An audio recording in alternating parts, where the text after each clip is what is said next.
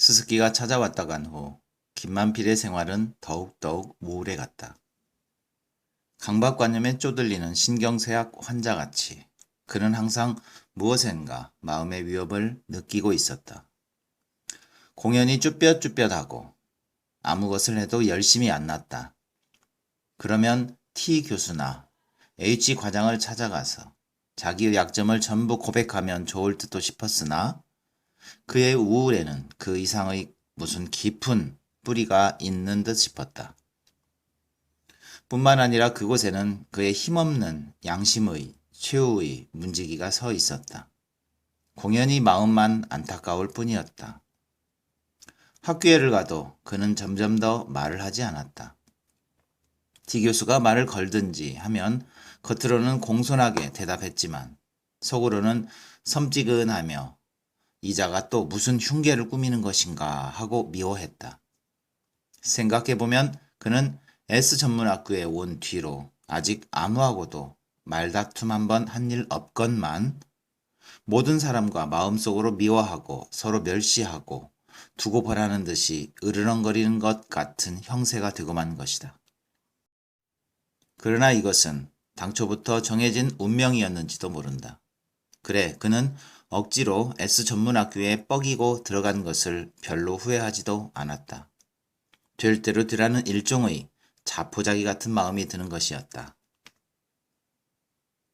그런 중에도 날이 지남에 따라 S전문학교 직원세의 공기는 외톨배기 김 강사에게도 차차로 짐작되었다.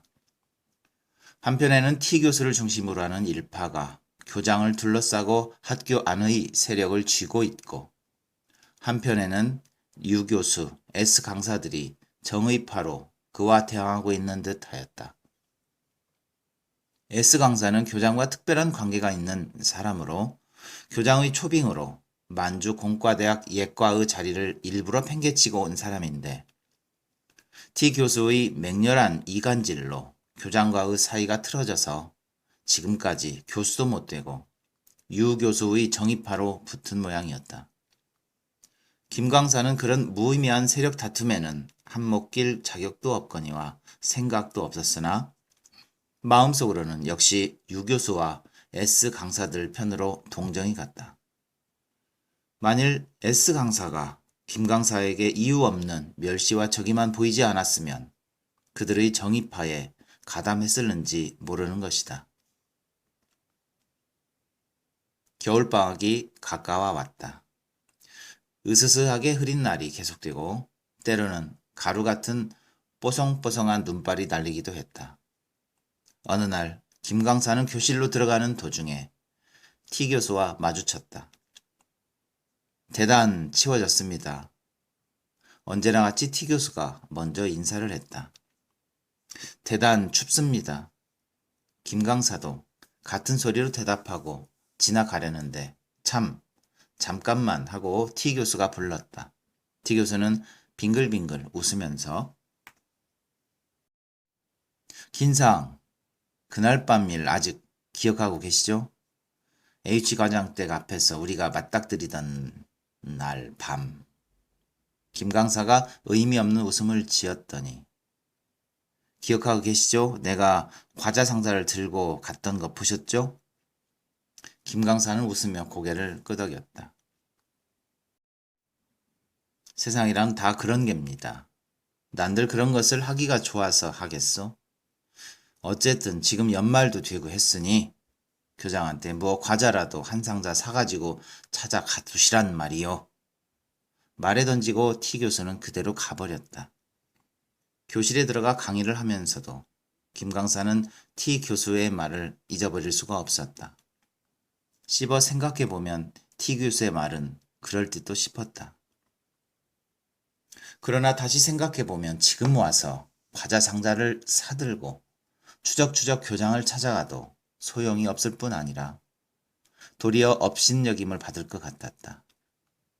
뿐 아니라 T 교수 성격이라든지 그 외 모든 것을 생각해보면 그가 진정으로 김 강사를 위해 무슨 말을 해줄 이유는 하나도 없는 것이다. 만일 그렇다면 T 교수의 말은 실상은 책상 물림 주제에다 어딘가 만만치 않은 구석이 있는 김 강사를 조롱한 것에 지나지 않는 것이다. 그러나 또다시 돌려 생각하면 T 교수의 말은 좀 더 의미가 깊은 것으로 교장은 너를 미워하고 있다.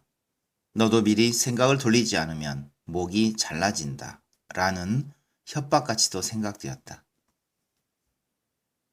그러나 어쨌든 그날 밤 김 강사는 명치옥에 가서 서양 과자를 한 상자 샀다. 윗뚜껑에 조품이라 두 자를 쓰고 그 밑에 자기의 명함을 붙였다. 그러나 그러는 동안에도 그의 마음속에서는 동시 두 가지 의사가 싸우고 있었다. 암만 무얼 해도 이 집만은 하기 싫다. 자기가 이것을 가지고 가면 교장은 이놈 인제두 하고 빙그레 웃고 T 교수는 등 뒤에서 그 능글능글한 웃음을 띄우고 나의 어리석음을 조소할 것이다. 어차피 S전문학교에 다니는 것도 길지는 않을 것이니 이런 짓까지 하면 그만치 나는 밑질 뿐 아닌가. 그러나 바로 그 다음에는 다른 생각이 드는 것이었다. 아니, T 교수의 말대로 세상이란 다 이런 것이다. 내가 지금 암만 뽐내 본댔자 뱃속을 짜내면 S전문학교를 나가고 싶지 않은 것이 본심이 아닌가. 물에 빠지는 자는 지푸라기라도 잡는다 한다. 이론이 다 무엇이냐? 내가 이런 짓을 하는 것이 더럽다 하면 나에게 이런 짓을 하게 하는 자들은 더 더러운 것이다. 이런 것으로 더럽히는 내 양심이다. 나는 요런 조그만 미끼를 물고 좋아하는 놈들의 그 천박한 꼴을 조소하면 그뿐인 것이다.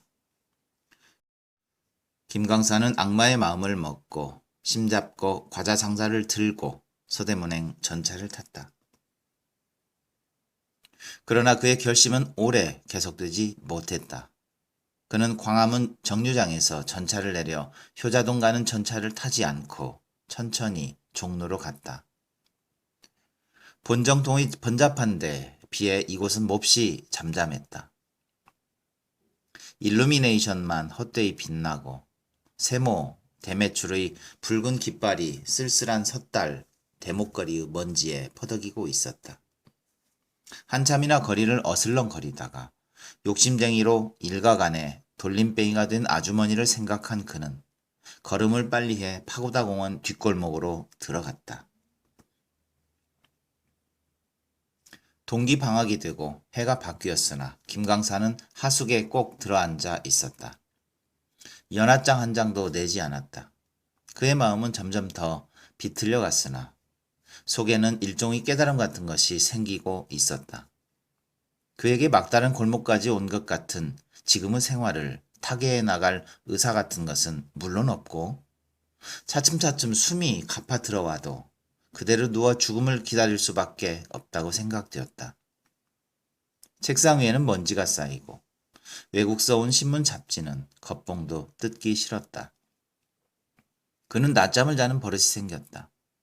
점심때나 되어 일어나서는 밥을 한술 떠 넣고 바람 부는 거리를 거니는 것이 일과가 되었다. 새해라 해도 종로거리에는 장식 하나 없고 살을 내는 매운 바람이 먼지를 불어 올릴 뿐이었다. 피곤하면 뒷골목에 갑자기 많아진 찻집을 찾아 들어가 정신 나간 사람같이 앉아 있었다. 찻집에는 아무 데를 가도 일상 김 강사와 같은 젊은 사내들이 그득하였다. 그들은 대개는 김만필과 비슷한 경우에 처해 있는 사람들이었다. 학교는 졸업했으나 갈 곳은 없고 학문이나 예술상의 기적적인 사업이 하룻밤 되는 것도 아니고 그렇다고 현상 타파의 마음을 굳게 해서 강철이나 불길을 사양치 않을 만한 용기를 제마다 갖고 있는 것도 아니고 보니 차를 사 먹을 잔돈푼이 인즉 있는 동안에 이렇게 찻집에 와서는 웅덩이에 고인 물 같은 시간을 보내고 있는 것이다. 여기에서는 활발한 토론의 꽃이 피는 법도 없으며 불길 같은 사랑의 피가 타오르는 일도 없고 오직 죽음과 같은 침묵의 시간이 계속될 뿐이었다. 날이 감에 따라 김만필은 점점 자기의 힘으로는 이길 수 없는 정신의 필요를 느끼기 시작하였다. 어떻게든지 해야겠다 하는 초조한 마음은 점점 없어지고 축 늘어진 채 의미 없는 시간을 맞고 보내고 하는 것이었다. 벌써 7, 8년 전에 대학 불란서말 코스에서 우연히 눈에 띄인 도대의 소설 속의 짧은 구절이 머리에 떠서 지워지지 않았다. 그에게 피곤이 왔다는 이 짧은 구절이 무슨 깊고 또 깊은 의미를 가진 것 같이 생각되는 것이다. 이야기는 철사에 붙들려 매어서 날마다 평화한 목장의 풀을 뜯고 풀을 먹고 있던 어린 양이 드디어 생활의 권태를 느끼고 어느 날 이 철사를 끊고 숲속으로 달려나와 거기서 기다리고 있던 이리한테 잡혀 먹혔다는 것이다. 김만필은 하숙 온돌에 드러누워 빈대 피 터진 벽을 바라보며 그 잡혀 먹힌 어린 양의 행복을 걱정해 보기도 했다. 휴가가 끝난 뒤에 교원실에 나타난 T 교수는 그전보다도 한층 기운이 있었다. 이번 겨울은 특별히 추워 영하 20도라는 엄한이 여러 날 계속되었건만 그는 잠뱅이 하나로 지내왔다고 교원실이 가득하도록 떠들었다. 얼굴에는 붉은 핏기가 가득 차 있다. 비랑간 그는 이번 겨울방학 동안에 조선의 민속에 대해 많이 연구했다고 말을 꺼냈다. 마침 무당을 하나 붙들었기에 여러 가지 조선의 신앙, 미신, 관운상제의 습관, 풍속 같은 것을 조사해 봤는데 썩 재미가 있대나. 한민족을 철저하게 이해하려면 역시 이 방면으로부터 조사해 나가는 것이 제일 첩경이야. 미친 것을 고치려면 신장 내린 무당이 동쪽으로 뻗친 복사나무 가지로 병자를 실컷 때려주면 멀쩡하게 나버린다네. 이것은 아주 합리적이거든. 난 조선 여자들이 살결이 왜 고운가 했더니 그 비밀을 이번에 처음으로 알았어. 밤에 잘 적에 오줌으로 세수를 한대나 그려. 인제 우리 예편니한테도 오줌 세수를 시켜볼까? 허허. T 교수의 호걸 같은 웃음에 따라 다른 교수들도 일제히 깔깔거려 웃었다. 그러나 김만필은 가만히 있을 수 없었다.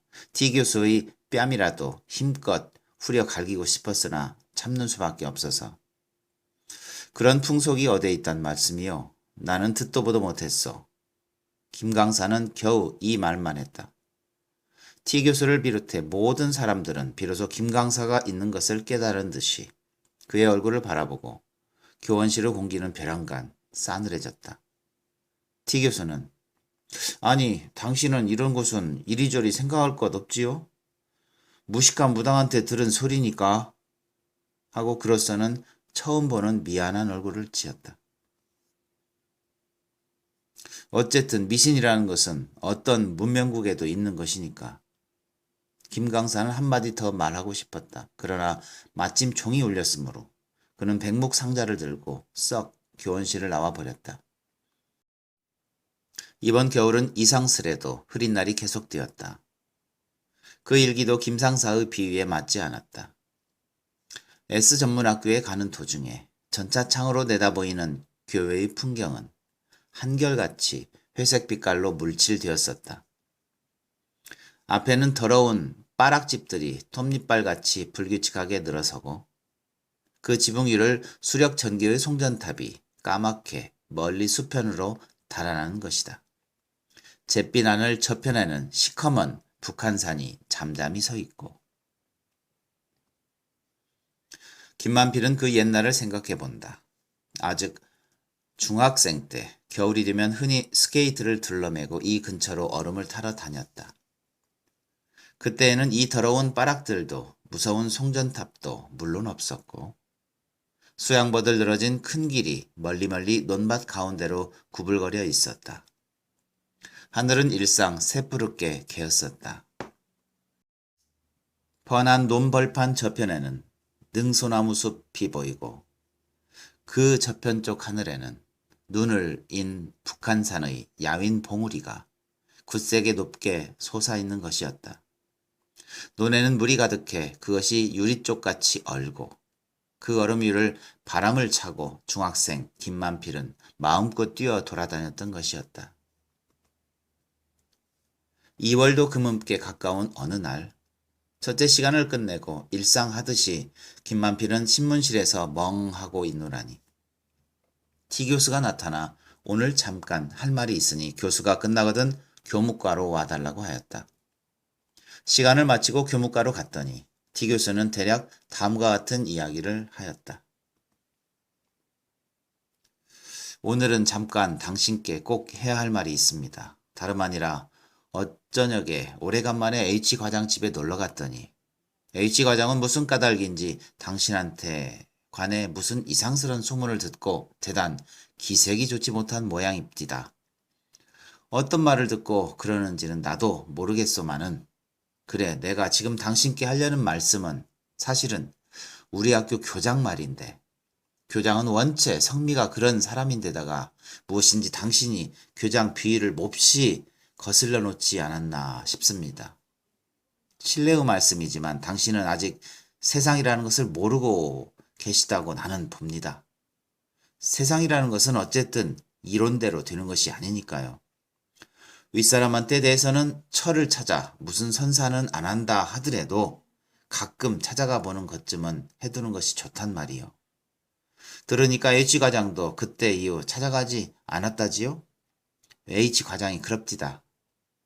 당신은 나와 달라서 처음부터 H과장 소개로 들어왔겠다. 당신만 잘하면 앞으로는 시간도 차차 더 얻을 수 있을 것인데. 그러면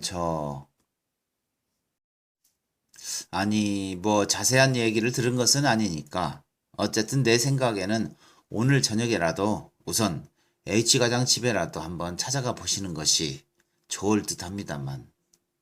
네. 김 강사는 분명치 않은 대답을 했으나 T 교수 이야기를 듣고 있는 동안에 오랫동안 숨을 쥐고 있던 마음속의 불똥이 이상스레 끓어오는 것을 느꼈다. 나쁜 놈들. 내가 비겁한 짓을 하고 쩔쩔매고 있으니까 제멋대로 건방지게 구는구나. 나는 너희들 앞에 말라빠진 이 몸을 내던지고 집밥든지 차든지 너희들 할 대로 하라고 참아오지 않았느냐. 이 이상 무엇을 어떻게 하라는 것이냐. 김 강사는 보이지 않는 소리로 H과장, 교장들을 욕하고 남을 극도로 멸시하는 소리를 뻔뻔스레 친절한 귀뜸 모양으로 들려주는 T 교수 얼굴에다 마음속으로는 힘껏 침을 뱉어주었다. 그러나 집에 돌아온 즉 불안한 마음에 암만 해도 가만히 있을 수 없었다. T 교수 말치로 보아서도 자기 운명도 이미 결정된 듯 싶었으나 그렇게 되고 보니까 또 전부터 정해온 배짱이 흔들흔들하기 시작하는 것이었다. 김 강사는 끝까지 현실에 연연하는 자기의 약한 성격에 스스로 실증과 미움까지 났으나 그렇다고 그것을 어떻게 처치할 수는 없었다. 드디어 그는 이번 한 번만 더 T 교수 말대로 해보기로 마음을 정했다. 그리고 이번에야말로 언젠가 그가 권하듯이 과자 상자를 사가지고 가는 것이라고 자기 자신에게 일러 들렸다. H과장 집 현관에는 먼저 온 손님이 있는지 구두 한 켤레가 놓여 있었다. 그러나 응접실에 들어가니까 손님은 방금 간 모양으로 하녀가 나와서 테이블 위의 찻종과 과자 접시 등속을 치우고 있었다. H과장은 혼자서 걸상에 앉았는데 웬일인지 노기가 등등한 얼굴이었다. 뭘 하러 왔나? 하고 쏘아붙였다. 김만필은 너무나 의외의 인사에 깜짝 놀라 H과장의 얼굴을 치어다보고 도로 머리를 숙였다. 다 글렀다 하는 생각만이 머리에 가득 차서 오는 길에 생각에 든 갖가지 변명이 하나도 안 남고 날아가 버렸다. 너무 오래 찾아뵙지도 못했기에 김만필은 겨우 입을 떼었다. 이 남의 은혜를 모르는 또 한 번 정신이 번쩍 들어 김만필은 얼굴을 들고 H과장을 보았다. H과장은 대체 자네는 왜 남의 얼굴에 똥칠을 해놓는 겐가? 라고 또 소리쳤다. 창졸간에 무엇이라 대답해야 할는지를 몰라 김만필은 머리를 숙이고 덮어놓고 사과를 했다. 그러나 H과장은 여전히 되풀이하는 것이다. 왜 나를 창피한 꼴을 보이는 거야? 네, 제가 과장님께 무슨 창피를... 제가 H과장에게 창피한 꼴을 보여준 적이 없는 것이다. 그래도 자네는 나를 속일 작정인가? 과장님을 속인 일은 저는 없습니다. 없어? H과장은 금방 덤벼들듯이. 그럼 내 입으로 말해줄까? 자네는 대학 시대에 무슨 주의 단체에 들었었지. 이리로 온 후에도 좌익 문학운동에 관계했지. 하지만 그것은 하고 김만필은 대답하려 하였으나 이번에는 H과장은 부들부들 떨리는 목소리가 되어 왜 자네는 그것을 내한테 말하지 않고 감추었단 말인가? 어? 그래도 상관없다고 생각했단 말인가? 그래놓고 자네는 뻔뻔스레 학교 선생이 되어 시치미를 뚝 떼고 있지만 자네를 추천해 놓은 내 얼굴이 어찌 된단 말인가? 나는 자네만은 염려 없다고 학교 당국에 강경한 반대를 무릅쓰고 억지로 자네를 집어넣은 것이야. 허기는 경솔하게 자네를 신용한 내가 잘못이지. 섣불리 동정심을 낸 것이 잘못이야. 이 은혜를 모르는 제 욕심만 채우는. H과장이 떠들어대는 동안 김만필은 올 것이 온 것이다 라고 생각하였다. 그러나 막상 이렇게 되고 보니 도리어 별로 겁날 것이 없었다. 생각하면 작년 가을 이후로 날마다 밤마다 자기를 괴롭게 하고 눈앞에 얼씬거리던 검은 그림자의 정체는 겨우 요것이던가. 그렇게 생각하니 도리어 무거운 짐을 내려놓은 것 같았다. 그러나 사정만은 똑똑히 해두어야 된다고 그는 생각하였다. 과거에 있어서 그는 제법 정말 무슨 주의자였던 일은 없는 것이다. 그건 무슨 오해십니다. 저는 지금까지 무슨 주의자였던 적은 없습니다. 무엇이야? 그래도 나를 속이려나?